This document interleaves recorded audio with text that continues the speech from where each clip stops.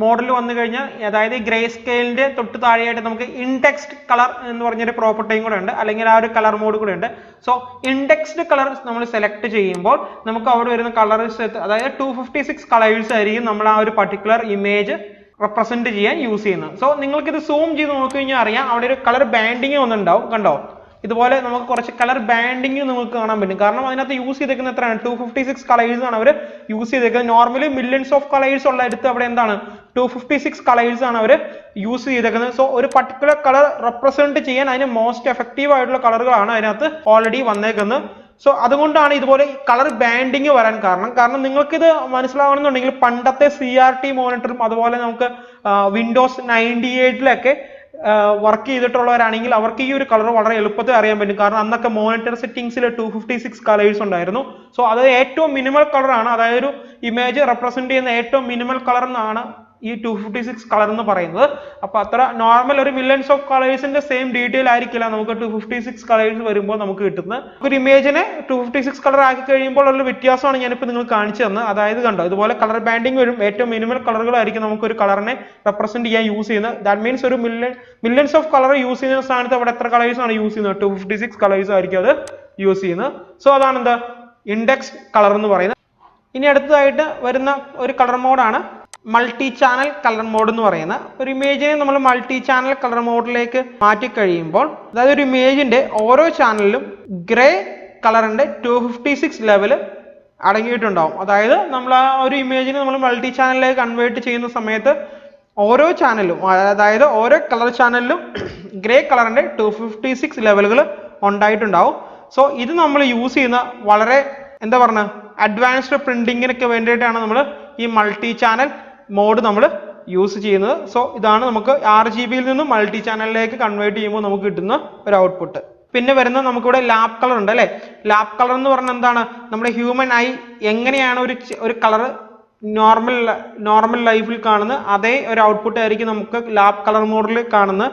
അതായത് ഒരിക്കലും lap colour എന്തല്ല, അതായത് ലാപ്പ് കളർ ഒരിക്കലും ഡിവൈസ് ഡിപ്പെൻഡന്റ് അല്ല. അതായത് നമ്മൾ ഡിവൈസ് ഡിപ്പെൻഡന്റ് അല്ല എന്ന് പറയാൻ കാരണം മോണിറ്ററിലും അതുപോലെ തന്നെ ഡെസ്ക്ടോപ്പിലും ഡിജിറ്റൽ ക്യാമറയിലൊക്കെ ഒരു പർട്ടിക്കുലർ കളർ ക്രിയേറ്റ് ചെയ്യാൻ യൂസ് ചെയ്യുന്ന ഒരു കളറിന്റെ അവിടെ ഒരിക്കലും ഉണ്ടാകാറില്ല.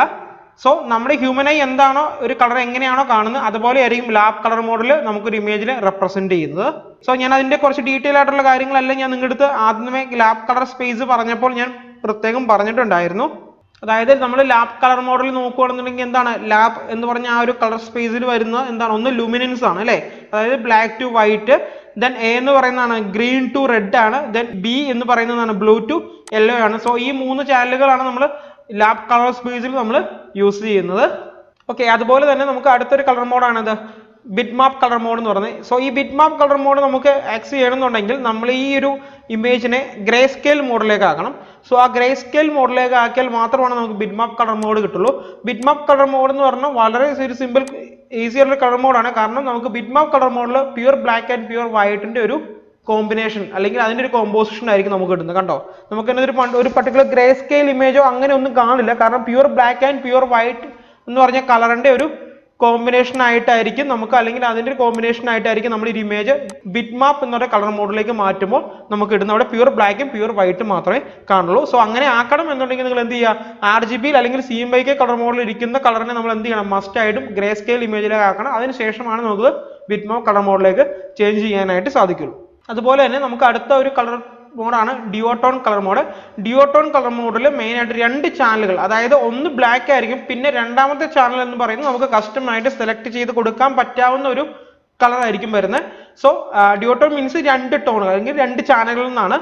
സോ ഞാനിപ്പോൾ ഇവിടെ ഗ്രേ സ്കെയിൽ ഇമേജ് ആണ് കിടക്കുന്നത്. സോ അതിന് ഞാൻ ഡിയോട്ടോൺ ആക്കുവാണ്. ഡിയോട്ടോൺ ആക്കുമ്പോൾ തന്നെ നമുക്കൊരു മോണോട്ടോൺ ആയിരിക്കും നോർമലി വരുന്നത്. മോണോട്ടോൺ മീൻസ് അവിടെ എന്താണ്, സിംഗിൾ കളർ ആണ്. ഡിയോട്ടോൺ മീൻസ് എന്താണ്, 2 കളറുകളാണ്. ട്രൈറ്റോൺ മീൻസ് ഇവിടെ എത്രയാണ്, 3 കളറുകളാണ്. ക്വാഡ്രോൺ മീൻസ് എത്രയാണ്, 4 കളറുകൾ. ഓക്കെ, നമുക്ക് ഈ 4 കളറുകൾ നമുക്ക് കസ്റ്റം ആയിട്ട് തന്നെ സെലക്ട് ചെയ്യാൻ സാധിക്കുന്നതാണ്. നോർമലി നമുക്ക് ഡിഫോൾട്ട് കിട്ടുന്ന എന്താണ്, ബ്ലാക്ക് ആണ്. സോ ആ ഒരു ബാക്കി വരുന്ന 3 എങ്കിലും നമുക്ക് തന്നെ കസ്റ്റം ആയിട്ട് കളറുകൾ ആഡ് ചെയ്ത് കൊടുക്കാം. സോ ആ നമ്മൾ കൊടുക്കുന്ന കളറിനനുസരിച്ച് അല്ലെങ്കിൽ ആ ഒരു കളർ കോമ്പിനേഷൻ അനുസരിച്ചിട്ടായിരിക്കും നമുക്ക് ആ ഒരു ഇമേജ് നമുക്ക് ഇവിടെ റെപ്രസെന്റ് ചെയ്യുന്നത്.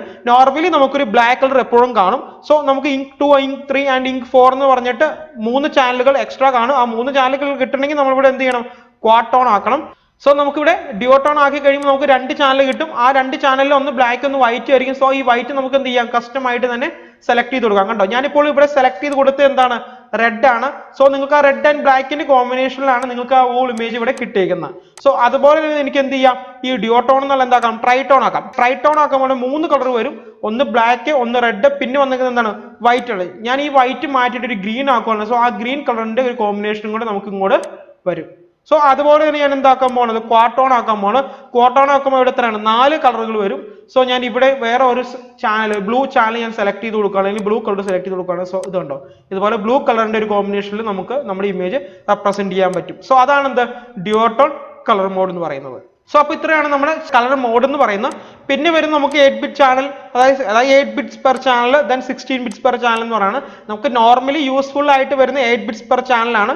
സോ നമുക്ക് 16 ബിറ്റ്സ് പെർ ചാനൽ ഇട്ട് കഴിഞ്ഞാൽ നമുക്ക് കളറിന്റെ ഡെപ്ത് വളരെ കൂടുതലായിരിക്കും. അതുപോലെ തന്നെ കളർ ബാൻഡിങ്ങോ അങ്ങനെയൊന്നും ഉണ്ടാവില്ല. പക്ഷെ നമ്മുടെ ഹാർഡ്വെയർ കോൺഫിഗറേഷൻ അനുസരിച്ച് നമ്മുടെ ആ ഒരു മെഷീനൊക്കെ ലോഡ് ആകാൻ ചാൻസ് ഉണ്ട്. സോ നിങ്ങൾ വർക്ക് ചെയ്യുന്ന സമയത്ത് എന്ത് ചെയ്യുക, 8 ബിറ്റ്സ് പെർ ചാനലിൽ തന്നെ വർക്ക് ചെയ്യുക. ബിറ്റ്സ് കൂടും, അതായത് ബിറ്റ് പെർ ചാനൽ കൂടുന്തോറും കളർ ഡെപ്ത് വളരെ കൂടുതലായിട്ട് ഇൻക്രീസ് ആവും. നമുക്ക് വളരെ നല്ല ക്വാളിറ്റിയിൽ കളറിന്റെ ഔട്ട്പുട്ട് കിട്ടും. കളർ ബാൻഡിങ് പോലുള്ള കാര്യങ്ങളൊന്നും വരില്ല. പക്ഷെ നിങ്ങൾ പ്രത്യേകം മനസ്സിലാക്കേണ്ട കാര്യം എന്താണ്, അതായത് നമുക്ക് ബിറ്റ് പെർ ചാനലിന്റെ എമൗണ്ട് കൂട്ടുന്തോറും നമുക്ക് കുറച്ചും കൂടി ലോഡ് ആകാൻ താമസം എടുക്കും. മീൻസ് നമ്മുടെ ഹാർഡ്വെയർ കോൺഫിഗറേഷൻ അനുസരിച്ച് അതെന്താണ്, കുറച്ച് സ്ലോ ആയിരിക്കും. സോ അപ്പൊ ഇത്രയാണ് നമുക്ക് ഇമേജിനകത്തെ മോഡ്, കളർ മോഡിനെ കുറിച്ചും അതുപോലെ ബിറ്റ്സിനെ കുറിച്ചും, അതായത് ചാനൽ ബിറ്റിനെ കുറിച്ചും പറയാനുള്ള കാര്യങ്ങൾ. ഈ ഒരു സെക്ഷൻ എന്ന് പറയുന്നത് നമ്മൾ കൂടുതലായിട്ടും കളർ മോഡുകളെ വെച്ചിട്ടായിരുന്നു. നമ്മൾ കൂടുതൽ പ്രാക്ടിക്കൽ സെക്ഷനിലേക്കൊന്നും പോയിട്ടില്ല. ഓക്കെ, അതുമല്ല ഞാൻ കുറച്ച് കളർ മോഡുകളെല്ലാം ഞാൻ ഓൾറെഡി, അതായത് നമ്മുടെ ഒരു ന്യൂ ഡോക്യുമെന്റ് വിൻഡോ ഓപ്പൺ ചെയ്തപ്പോൾ തന്നെ കുറച്ച് കളർ ചാനലുകളെ കുറിച്ചൊക്കെ ഞാൻ പറഞ്ഞിട്ടുണ്ടായിരുന്നു. സോ നിങ്ങൾക്കത് കുറച്ചും കൂടെ എളുപ്പത്തിൽ മനസ്സിലായി എന്ന് ഞാൻ പ്രതീക്ഷിക്കുന്നു. ഇനി നമുക്ക് അടുത്ത കമാൻഡുമായിട്ട് നെക്സ്റ്റ് ക്ലാസ്സിൽ കാണാം. താങ്ക്